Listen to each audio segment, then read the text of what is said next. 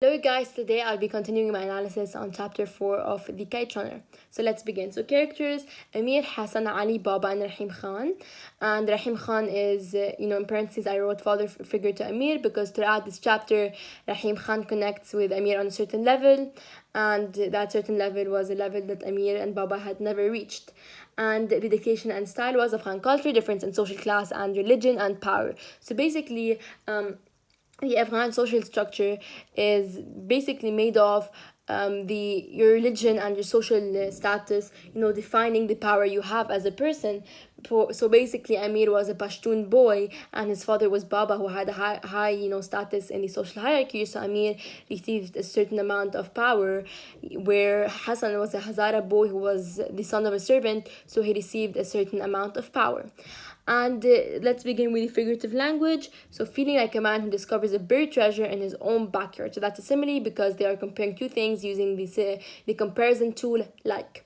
And another figurative language was, I wished I could open my veins and drain his cursed blood from my body. So that is a hyperbole because it is, that Amir said that after he was upset with his father, and he just wished that he wasn't his father's son anymore. And this is obviously Amir over exaggerating, and it's a hyperbole because the whole point of a hyperbole is to show the extent of how strong the emotions are of a character. And the mood is nostalgic because since the narrator continuously describes the way he felt throughout his childhood while describing it, so the mood's obviously nostalgic.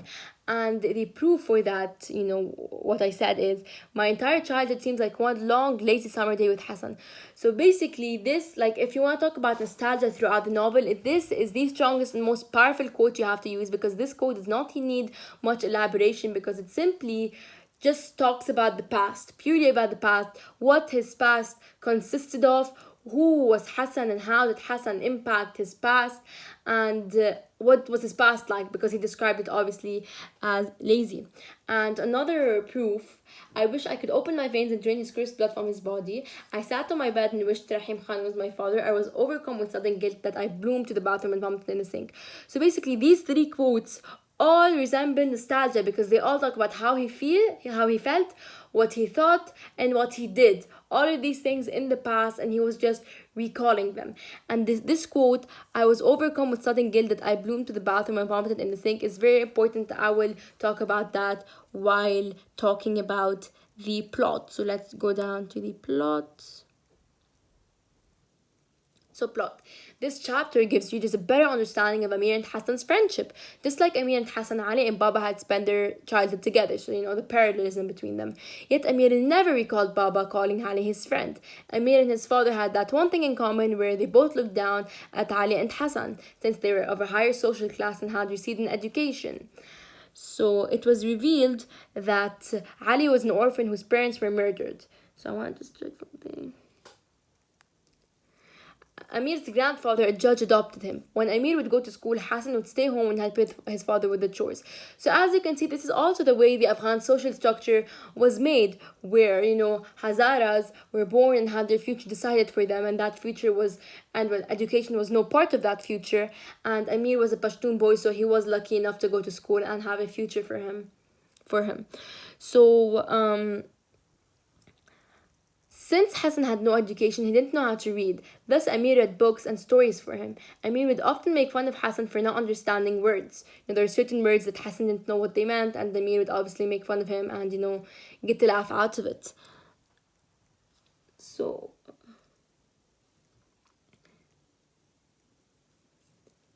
one day, Amir wanted to feel even more superior because Amir had a greed for power. Therefore, he stopped reading a story he was reading and began inventing the rest of the events that took place. So basically, Amir was telling him a story. Then in the middle of the story, he just stopped, reading it, and he started inventing the rest of the story out of his head, out of his imagination.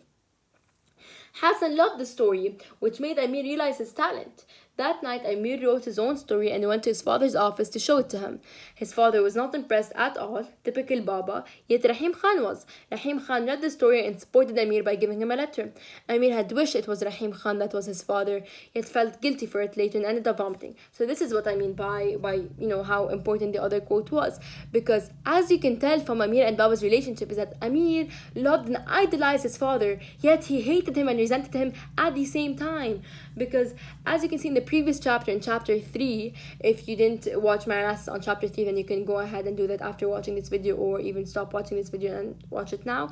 So basically in chapter 3, Amir talked about how he was so proud of his father for building the orphanage, how he looked up to his father, how his father was such a powerful man. Yet he also had so much resentment because his father never gave him the attention he deserved, and he always gave Hassan more attention. And yes, like I said, so Amir had wished Rahim Khan was his father, yet felt guilty for it later and ended up vomiting. That event displayed that Rahim Khan was a father figure to Amir, since he displayed support to Amir when his father did not. Amir read the story to Hassan and Hassan was fascinated, yet he brought up a point about the story that made it seem useless. Amir could not answer and internally criticized Hassan. The setting is 1975 and July 1973. The place is Kabul. The themes are and symbols and motifs are coming of age, friendship, guilt, and power. So coming of age basically is my entire childhood seems like one long lazy summer day with Hassan. So coming of age, is throughout the whole story, almost throughout the whole story, because this story is a bildungsroman, and basically a bildungsroman is when the protagonist grows and grows to the person they become. So it's basically their journey to finding themselves and becoming who they are. And coming of age is in parallel to that. And this novel is just about the protagonist Amir's journey to find redemption, and what made him feel so guilty, and how he ended up finding redemption. And he in this quote, it's basically his whole childhood with that one person Hassan who affected his whole childhood and made him the person he was today. And they also described his childhood as lazy. And sorry, you guys could not see that. And then you have guilt. I would tell myself that was a man's for a harmless prank. So this was Amir obviously feeling guilty. And then we have power. I played another trick on Hassan. So Amir would often play tricks on Hassan to make himself feel inferior. So because Amir always felt inferior to Hassan, he constantly did things to make himself feel superior. Now chapter 5, so we have characters Amir, Hassan, Ali, Baba, Asif, Wali, Kamar, and Dr. Kumar. So basically, Asif is a new character introduced. I don't know if he was introduced now or before, but in this chapter we get to know him more. So basically, the dictation and style of Afghan culture, difference in social class and religion, racism, and the monarchy and communism taking over. So basically, this chapter is how we begin seeing how bad Afghanistan's state is due to its politics. So figurative language, so we have something roared like thunder. So this is a personification and simile because they use the comparison tool like and personification because it didn't actually roar. It didn't actually roar, but yeah. And rat-tat-tat. So that's onomatopoeia because onomatopoeia is very important because it helps us readers visualize and it helps us, seem like we're there at that point. And he walked the neighborhoods strolling like a Khan through his land with his eager to please entourage. So that's a simile because again comparing two things using the comparison tool like. That doesn't end today, believe me. So that's obviously foreshadowing because it's foreshadowing for the future. He's telling them, watch out and be aware because something will happen. And the word economic development and reform danced on a lot of lips in Kabul. So that's personification because these words were not danced. They were not actually danced on the lips. And he was smiling just as he held emerging from his mother's womb. So that's obviously a metaphor. Which was ironic because that was the winter that Hassan stopped smiling. So that's obviously a foreshadowing. That's like the biggest symbol of foreshadowing.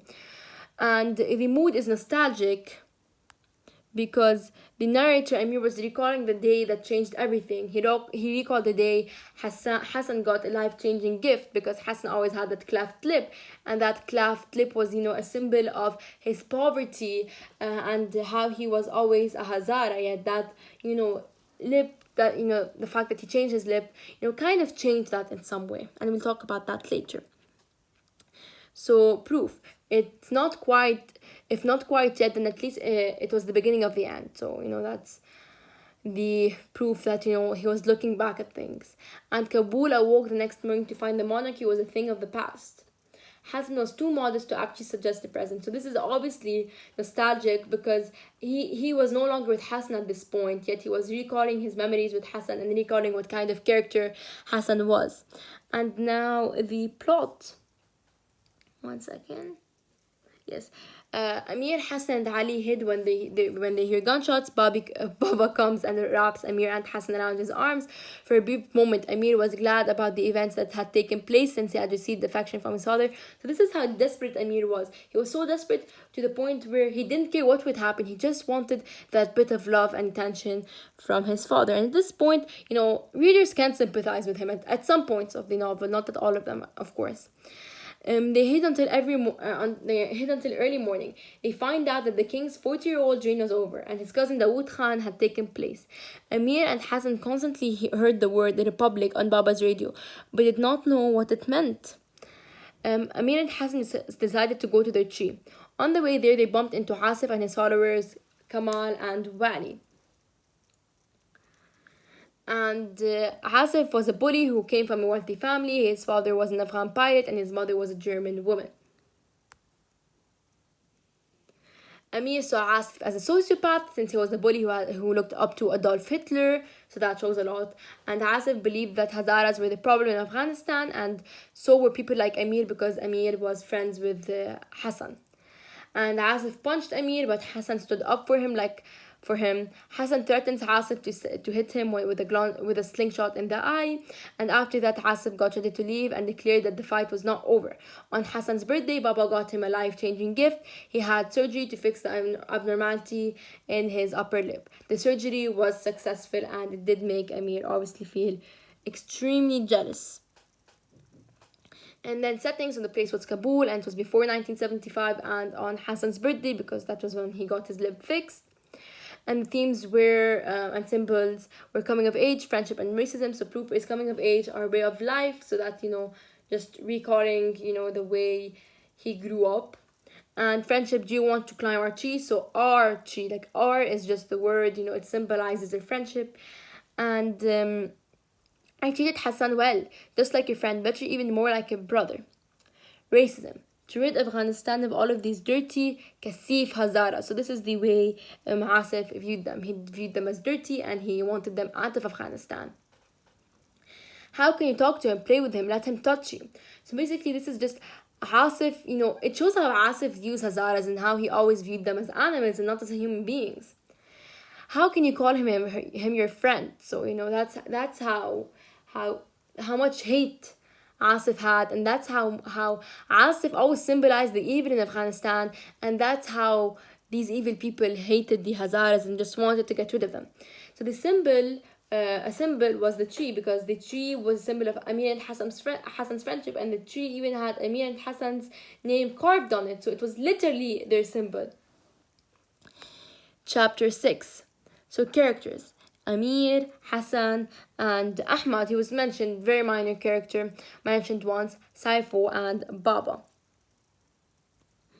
Dictation and style, Afghan culture, traditions, and difference in social class and race, figurative language, snow so white my eyes burned, so hyperbole, it was just describing how white the snow was. I felt like a soldier trying to sleep in the trenches, so that's a simile, because comparing two things and using the comparison to like. Fighting kites was little like going to war, that was a simile. And the mood was nostalgic as usual, since the narrator was recalling past events. In this chapter, he calls his winter as a child in Afghanistan. So it is funny how Amir always, talked about winter in really specifically, because he talked about things in a more general way. But when it came to winter, he talked extremely detailedly. Like, he was very detailed when he talked about winter. Now, proof. Winter was every kid's favorite season in Kabul. Recalling again. And if you were a boy living in Kabul, the day of the tournament was undeniably the highlight of the cold season. So basically, this also displays the gender stereotypical expectations in Afghanistan. You know, since I mean, like literature, Baba was not happy because Amir did not like soccer, yet he liked literature, and literature was more of a female's thing, and soccer was more of a male's thing. So, as you can see, the stereotypical things were very strong in the Afghan social structure, and Baba was constantly disappointed in Amir for not liking the male stereotypical certain activities, and I wasn't going to fail Baba, so that also shows how Amir felt and how he always felt like he was failing his father, and he was so tired of feeling that way. And now let's go to the plot. In this chapter, the narrator introduces readers to the winter season in Kabul. In winter, school was closed and it was a kite season. Usually, Amir and Hassan make their own kites, but this time Baba took them to Saifo. He got each of them 3 kites. If Amir asked for a fancier kite, his father would get one for him and for Hassan. That irritated Amir, who hoped that he was the favorite. Hassan was the best kite runner in Kabul, and he could predict where the kite would fall. Amir wanted to win the tournament in order to please his father. He believed that winning the tournament would compensate for taking his mother's life. So Baba's coldness towards Amir made Amir feel as if he was the reason why his mother died. It made Amir feel so guilty. By the end of the chapter, Amir promises Hassan he will buy a television for him. So basically, they're just talking, and Amir ended up giving Hassan that promise. So now I wanted to mention one thing that wasn't mentioned in this summary that I wrote of the plot. So basically, there was always extra winter courses that students could take. But Baba never made Amir take these courses, and that was because Baba always wanted Amir to spend time with Hassan.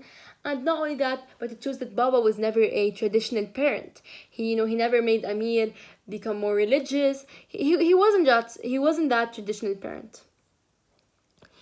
Now for his settings: place, Kabul, time winter of 1975. Proof. Coming of age, wish he'd let me be the favorite, so that he's remembering how he felt, recalling. I'd always envied his natural athleticism, so growing up, Amir always envied Hassan's natural athleticism.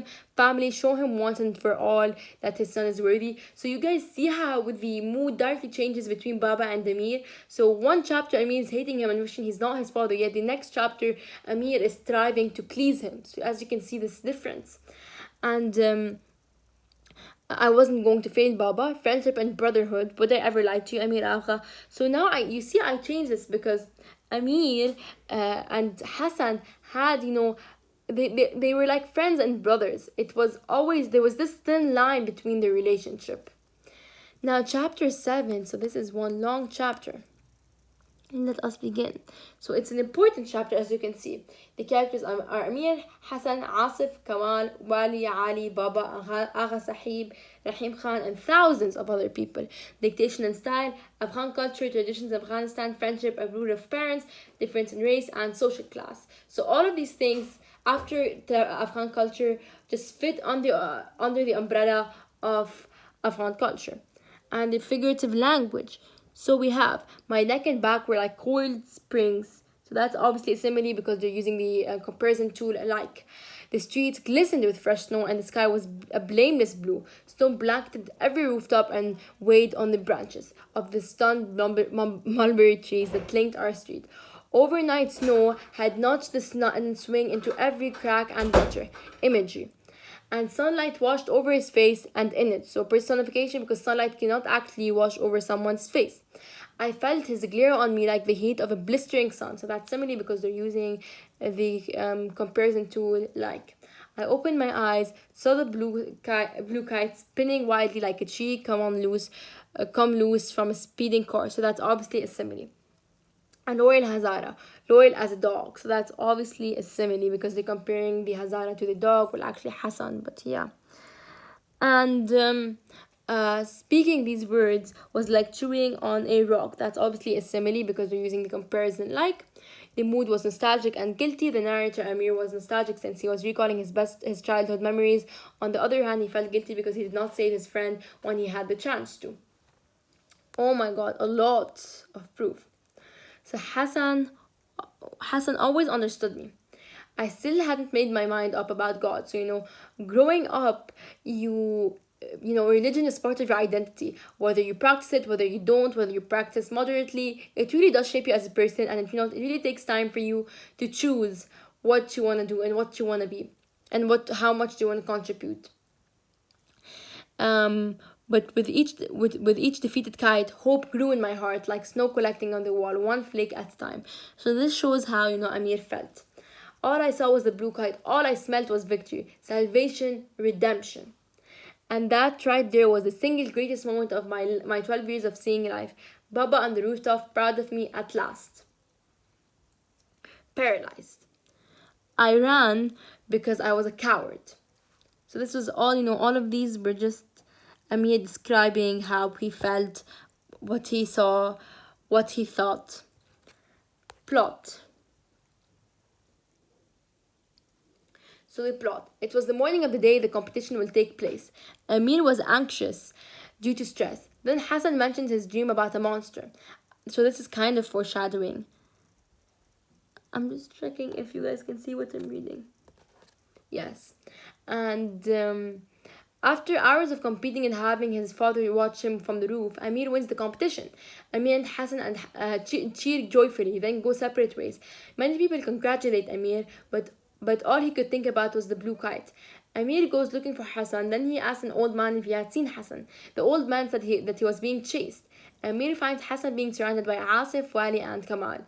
Asif tells Hassan that Amir is not his friend, but Hassan disagrees. When Hassan refuses to give Asif the blue kite, Asif, I won't read that, rapas him. The other boys feared him and thought what he did was a sin, yet they still covered him because obviously they were too scared. Amir froze and was unable to help Hassan.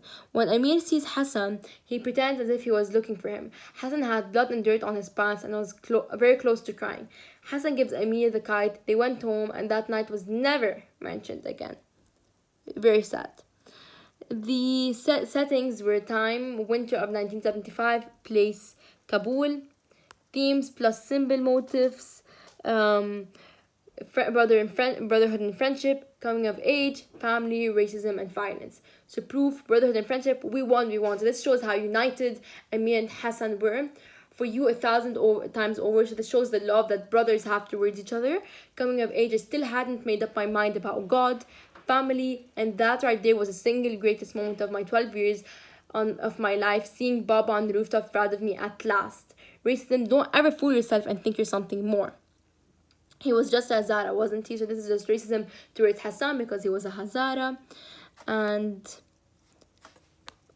then we have violence, the chorus of Qatim grew louder like Romans chanting for the gladiators to kill. So obviously the violence when it came to the kite competition was very intense, especially in Afghanistan's social structure.